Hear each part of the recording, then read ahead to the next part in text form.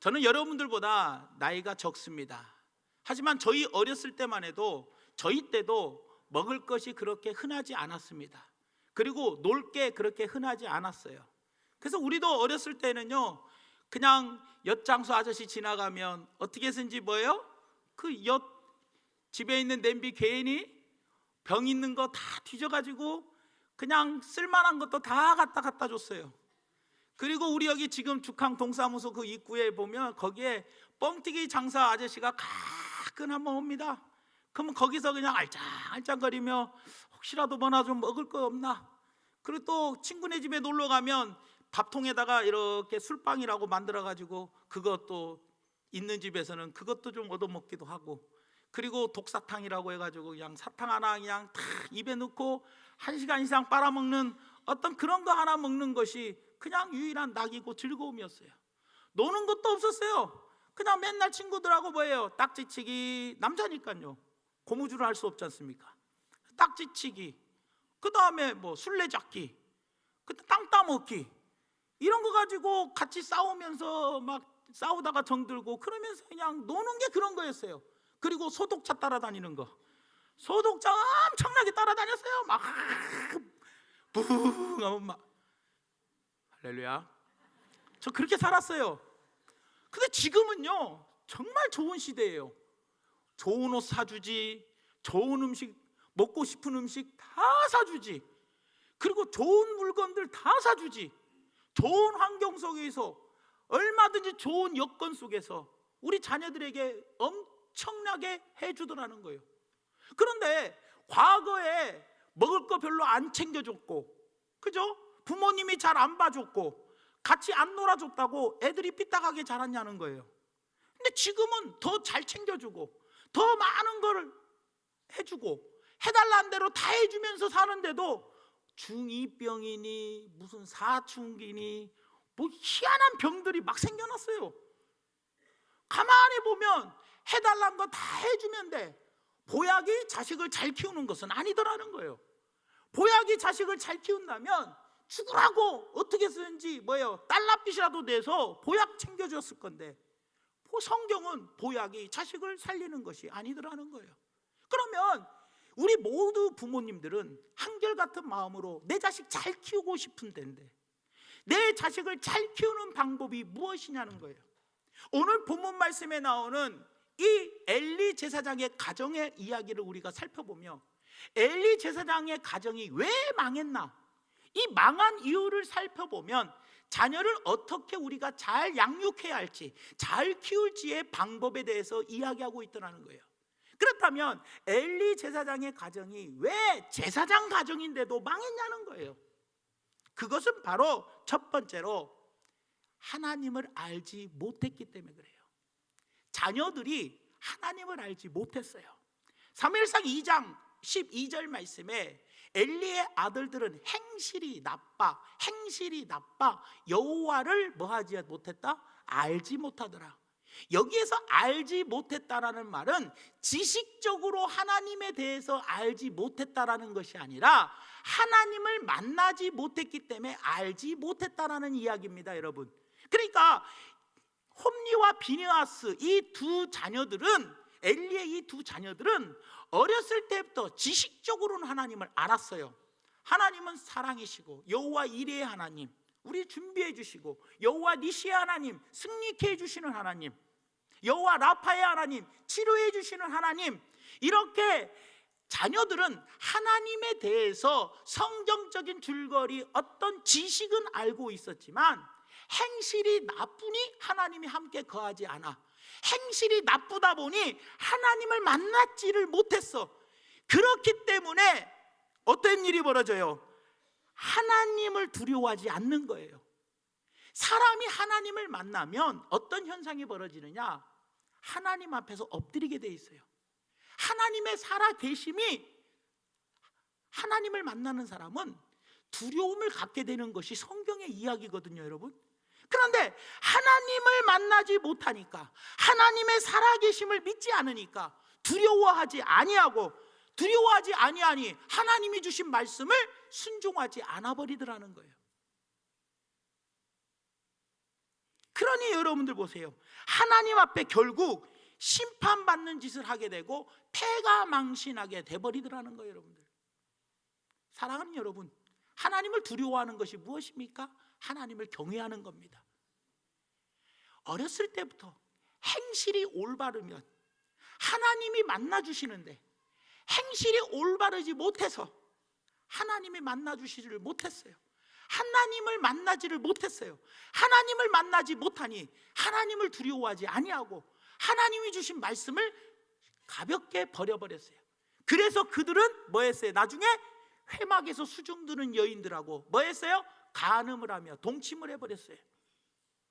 그러니 우리 자녀들을 잘 양육하려면 보약보다도 영양제보다도 무엇을 잘해야 하느냐? 행실을 좋게 하여 하나님을 반드시 만나게 해야 한다는 거예요. 그 다음에 두 번째로는 왜 엘리 가정이 망하게 되었느냐? 예배와 하나님을 무시했어요. 예배를 무시했어요. 17절 말씀에 보니까 이 소년들의 죄가 여호와 앞에 심히 크면 그들이 여호와의 제사를 뭐 했기 때문에요? 멸시했대요. 근데 여기서 이야기하는 게 뭐냐? 소년들의 죄라고 이야기해요. 소년이라는 건 뭐예요? 아직 어른이 되기 전이에요. 어른이 되기 전부터 하나님 앞에 죄를 심히 크게 지은 죄가 있는데 그 심히 크게 지은 죄가 바로 뭐냐? 여호와의 제사를 멸시했다라는 거예요. 하나님 앞에서 큰 죄를 저질렀는데 그것이 바로 뭐냐? 하나님께 예배 드림을 우습게 여겼어요. 무시해버렸어요. 하나님의 백성이 예배를 무시하고 예배를 소홀히 여기는 것은 하나님을 멸시하는 죄예요. 여러분들, 이것은 하나님을 업신 여기는 행위고 하나님을 모욕하는 행위예요. 하나님은 이런 자식을 그냥 넘어가지를 않으셔요. 여러분들, 혹시 여러분들 자녀 중에 예배를 소홀히 여기는 자녀 있습니까? 어렸을 때부터 예배를 중요하게 다루어야 돼요. 예배를 통해서 하나님을 만나고 내가 하나님께 예배를 온전히 드릴 수 있도록 자녀들에게 예배의 중요성을 가르치고 항상 예배를 소홀히 여기게 하면 안 되는 거예요. 여러분들, 왜요? 예배를 무시하는 것은 누구를 무시하는 거예요? 하나님을 무시하는 거예요. 사무엘상 2장 30절 말씀에 이렇게 이야기합니다. 잘 보세요. 그러므로 이스라엘의 하나님 나 여호와가 말하노라. 내가 전에 내 집과 내 조상의 집이 내 앞에 영원히 행하리라 하였으나. 여기 이게 무슨 내용입니까? 하나님께서 약속을 해주신 약속이 바로 뭐냐? 내 집과, 내가 전에 너한테 약속해 줬다는 거예요. 내 집과 내 조상의 집이 내 앞에, 하나님 앞에 영원히 뭐하리라? 행하리라 하였으나 이제 나 여호와가 말하노니 결단코 이제부터는 그렇게 하지, 내가 너희 집안에 함께 행하지 아니해 주겠대. 그 이유는 나를 존중히 여기는 자는 내가 존중히 여기고 나를 멸시하는 자를 내가 뭐한다? 경멸히 여긴대. 그러니까 무슨 뜻이냐? 내가 지금까지는 너희 조상들과 너희 집에는 내가 너희와 함께 행해줬지만 이제부터는 행하지 않겠다는 거예요. 그 이유는 나를 존중히 여기는 자를 내가 존중히 여기고 나를 경멸히 여기는 자는 나도 경멸히 여기겠다는 거예요. 그러니 하나님의 제사를, 하나님께 드리는 제사를 경멸히 여겼으니, 가볍게 여겼으니 과연 하나님을 멸시한 죄고 하나님도 우리를 뭐하게 돼요? 멸시하게 되는 거예요. 하나님은요, 하나님의 백성이 아닌 예수 안 믿는 사람은 예배를 드리든지 말든지 신경 안 써, 무시해버려. 하지만 하나님의 자녀가 예배를 안 드리는 것을 하나님은 굉장히 싫어하셔요. 예를 들어서요, 반드시 대가를 치러야 돼요. 그 이유가 뭐냐? 예를 들어서요, 잘 들어보세요. 여러분이 길을 걸어가다가 여러분의 자식이 담배 피고 있는 어린 학생인데 자기 자식이, 내 자식이 담배 피는 모습을 봤어요. 그러면 모른 척하고 지나가실랍니까? 자식한테 가서 혼낼랍니까? 에? 모른 척하고 지나가요? 내 자식이 있는데? 반드시 가가지고 혼내요. 왜? 내 자식이니까. 근데 남의 집 자식들이 하고 있으면 에휴, 지나가면서 뭐예요? 에이구, 네 집 자식인가 참 걱정이다. 그리고 그냥 지나가는 경우가 허다해. 예를 적절히 드리지는 못했지만 하나님도 마찬가지예요. 내 자식이 아닌데 예배를 안 드리든지 말든지 아무 상관없어. 하지만 하나님의 자녀가 하나님에게 드리는 예배를 무시한다면 하나님도 너를 무한다고 그래요. 경멸이 해본대. 무시해버려요. 그런데 하나님을 존중히 여기면 우리도 하나님이 우리를 어떻게 해주게요? 존중히 여겨준대. 그러니까 예배는 하나님을 멸시하는 죄이기 때문에 우리는 뭐예요? 그들이 예배를, 제사를 무시했어. 그래서 하나님을 멸시했대. 그러니 하나님도 뭐예요? 너희를 경멸히 여겨버리겠대. 그러나 반대로 너희가 예배를 무시하지 않고 온전히 예배를 잘 드리면 나도 너희를 존중히 여겨주겠대요. 이것이 하나님의 법칙이요. 그러니 우리는 자녀들에게 어렸을 때부터 예배 드리는 거에 대해서 제대로 가르치고 예배를 소중히 여기게 만들고, 그리고 반드시 자녀들에게 온 마음과 뜻과 정성을 다하여 하나님께 예배 드리게 해줘야 한다는 거예요. 엘리 제사장의 가정은 부모가 무책임하게 행동을 했어요. 무책임하게 행동을 해서 자녀가 망해버렸어요. 집안이 망해버렸어요. 홈리와 비느하스가 망한 원인이 바로 뭐예요? 부모의 무책임함이에요. 자녀들이 악행을 계속해요. 계속 나쁜 짓을 하는데도, 여자들과 동침하고 그러는데도 엘리가 그 소리를 다 들어요. 악행을 행한다는 소리를 다 듣고 어떻게 말을 하느냐, 23절에서 24절에 보니까 그들에게 이르되 너희가 어찌하여 이런 일을 하느냐, 내가 너희의 악행을 이 모든 백성에게서 뭐 했다? 듣노라. 난 듣고 있대. 내 아들들아, 그리하지 말라. 내게 들리는 소문이 좋지 아니하니라. 너희가 여호와의 백성으로 범죄하게 하는도다. 여러분 한번 보세요. 그리하지 마라. 내게 들리는 소문이 안 좋다. 아빠가 듣는 소문이 안 좋다. 너 때문에 여호와 백성들이 지금 범죄하게 된다. 이렇게 말하는 것이 책망입니까? 아닙니까? 책망이 아닙니다. 징계도 아닙니다. 사람들의 소문을 두려워했습니다. 한마디로 말하면 무책임입니다. 이 무책임이 자식들을 망하는 길로 가게 만들어버렸어요. 잘못된 소리를 반드시 들었다면 반드시 그거에 대한 징계가 따라야 하는데, 야, 소문이 좀 안 좋다. 너 그렇게 하면 안 되지 않냐? 소문이 안 좋대. 그러지 말래. 백성들을 의식하는 말을 해.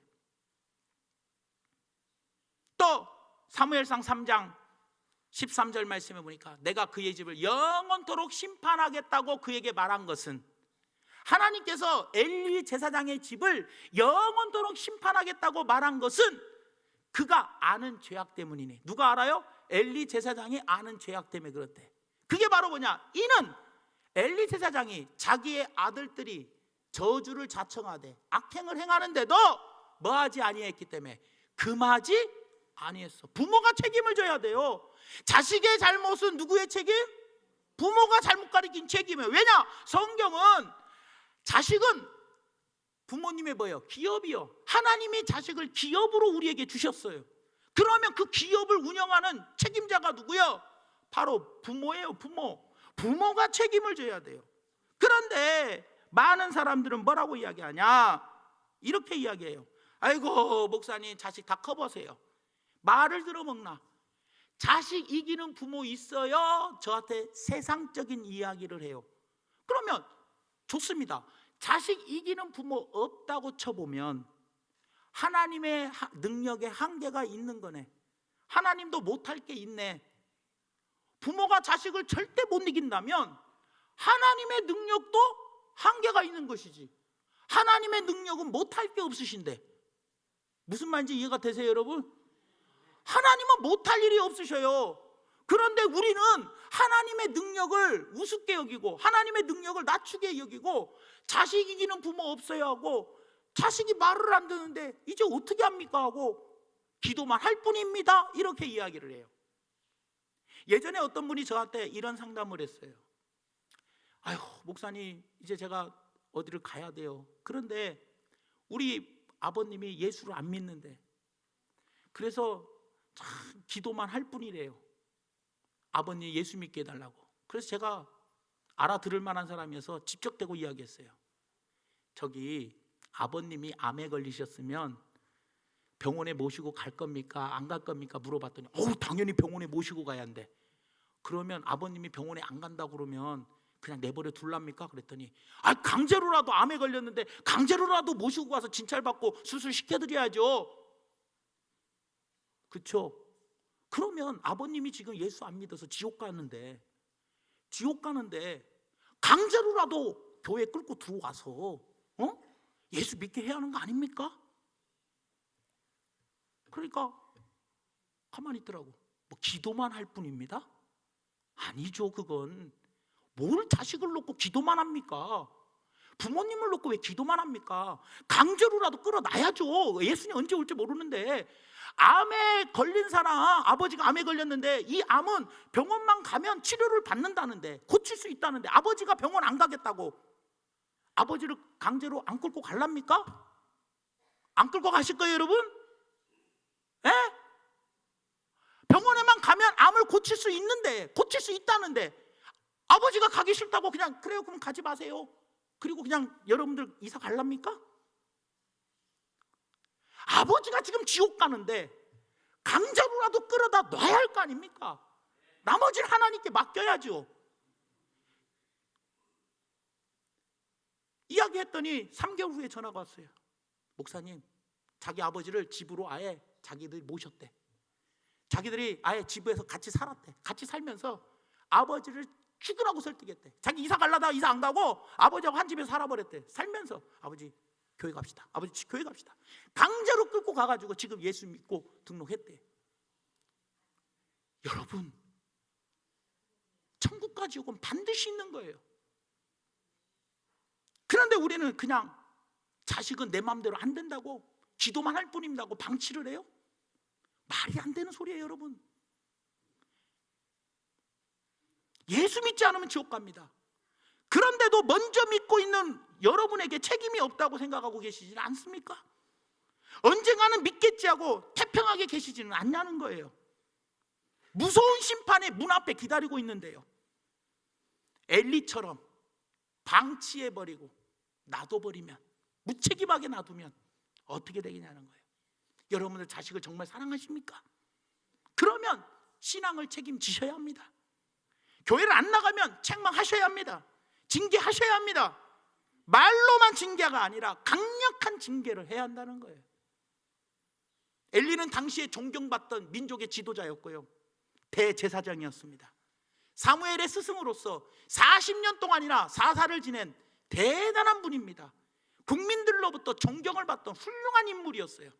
이런 엘리 제사장이요, 왜 그의 자녀들과 함께 인생이 비극으로 끝나고 하나님의 버림을 받은 이유가 바로 무엇입니까? 하나님을 알지 못했고 예배를 무시했고 부모의 무책임으로 인하여 자녀를 잘못 양육했기 때문에 집안이 다 망해버렸다는 거예요. 인간은 원래요, 가장 가까운 곳에서 접하는 사람을 닮게 되어 있어요. 자식이 가장 가까이 접하는 사람이 누구냐? 부모예요.